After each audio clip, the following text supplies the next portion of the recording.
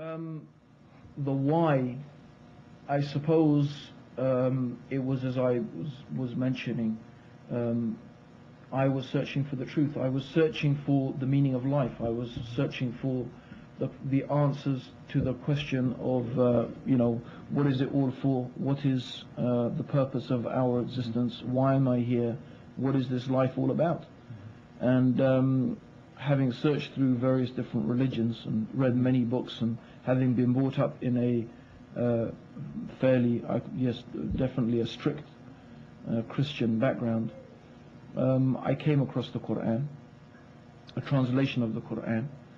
And in reading this translation of the Quran, I found within it something so unique, something so special, that I decided by the time I had nearly accomplished reading it, that if I had ever read a book that was from God, this was the one.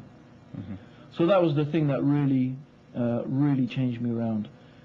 Although I had an association with Muslims for a long time. I mean, my father worked in Egypt, and so I used to spend my holidays there, and I knew Muslims and so on and so forth. But it was not until I really read this translation of the Quran, and this is the thing that really convinced me that it must be from God, from the Creator. I've never actually heard myself of anyone becoming a Muslim because of such an experience.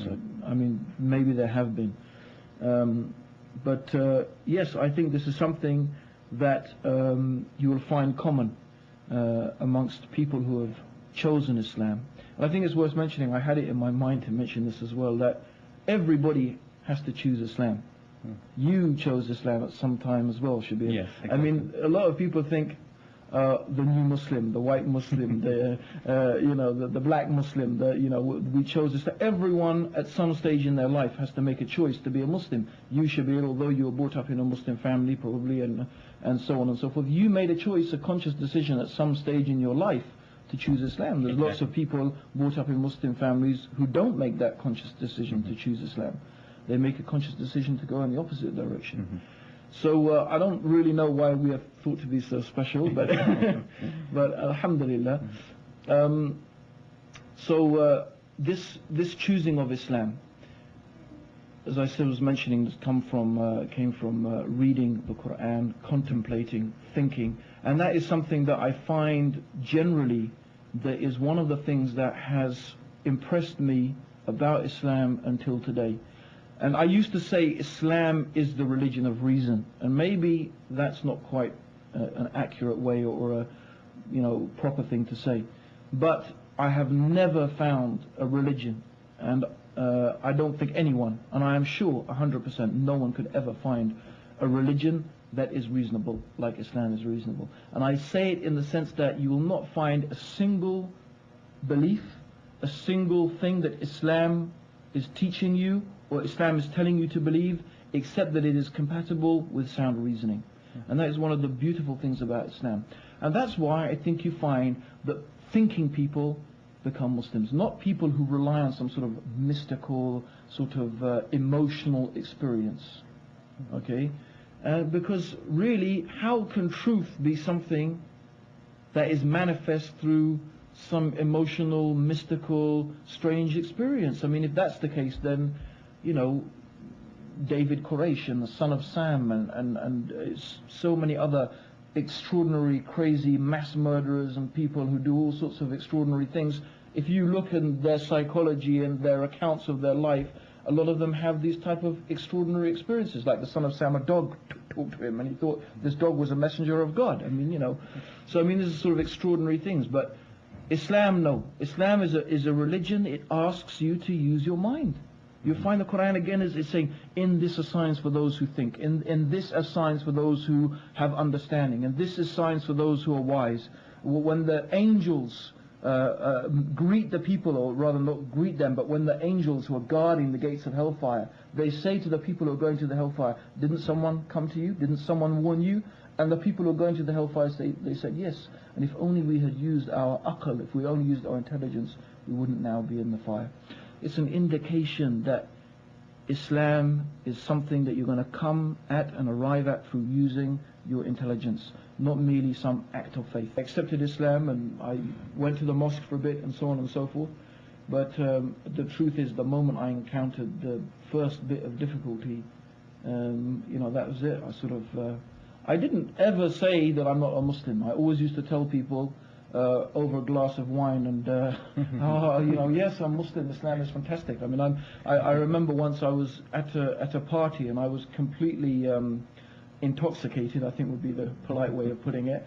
And I was sitting there telling a group of people about how fantastic Islam was, and I was saying, well, if I wasn't so drunk, I could tell you a bit more. And this is really the case. So I didn't actually. I mean, the thing was, I believed it, and I never denied that this is what I held to be the truth. But in reality, I was not any different.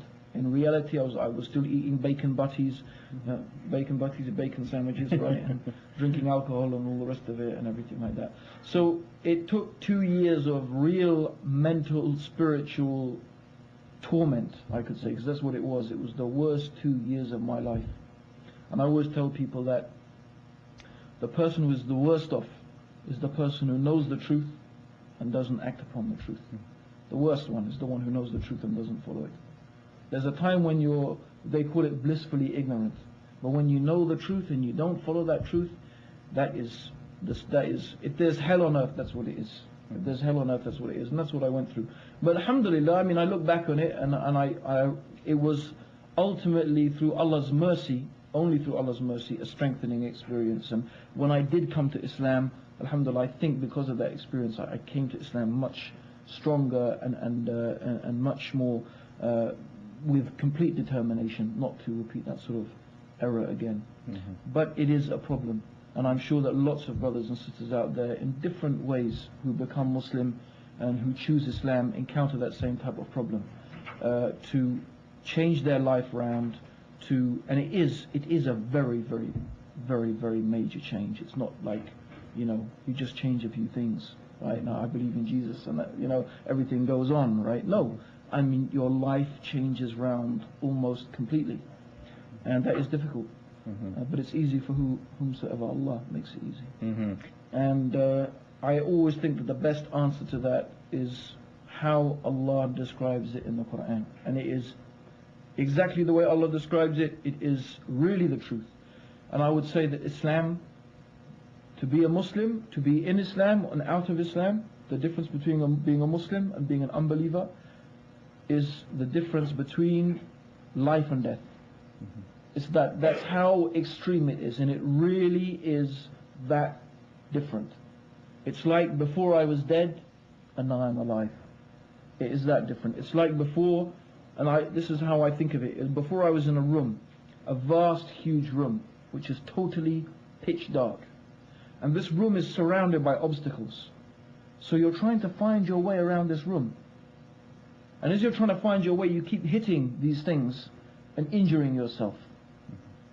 And this is how you are, stumbling around in the darkness, crawling around, stumbling around, injuring yourself, battering yourself.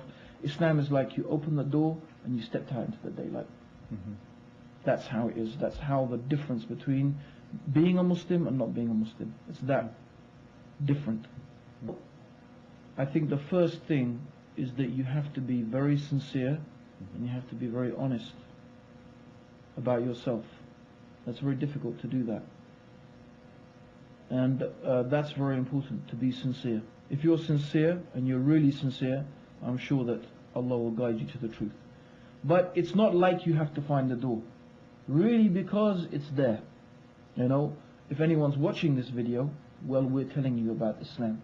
There's the light for you. Mm-hmm. Okay? If you deserve it, Allah will guide you to that light. That's the reality.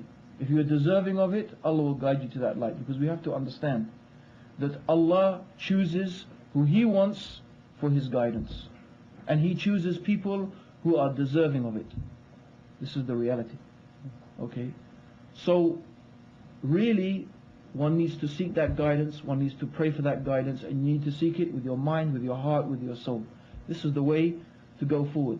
But if we're talking about how does someone who's now found the truth, they've discovered Islam, maybe someone, and it happens, some people for years have been reading the Quran and reading books about Islam. And I think maybe after the second month they'd already knew that Islam was the truth, but somehow they kept telling themselves, I have to read more, I have to read more. A lot of people are afraid to make that that step, that final step. So I mean, there's nothing to do it except you have to do it. You have to take that step. Once you know that Islam is the truth, you need to embrace Islam. You need to enter into the fold of Islam. And for those who have done that, how do you proceed? Simple thing. Simple thing. Very simple. If you hold on to it, God willing, you will never go astray and you will be guided on the right path. And that is to guard the prayers. Those 5 prayers, those prayers 5 times a day, if you guard them, and it doesn't matter if you do anything, if you can't do anything except that, if you guard those prayers and you make sure you say those prayers, you will find that this will be one of the surest ways to change your life around.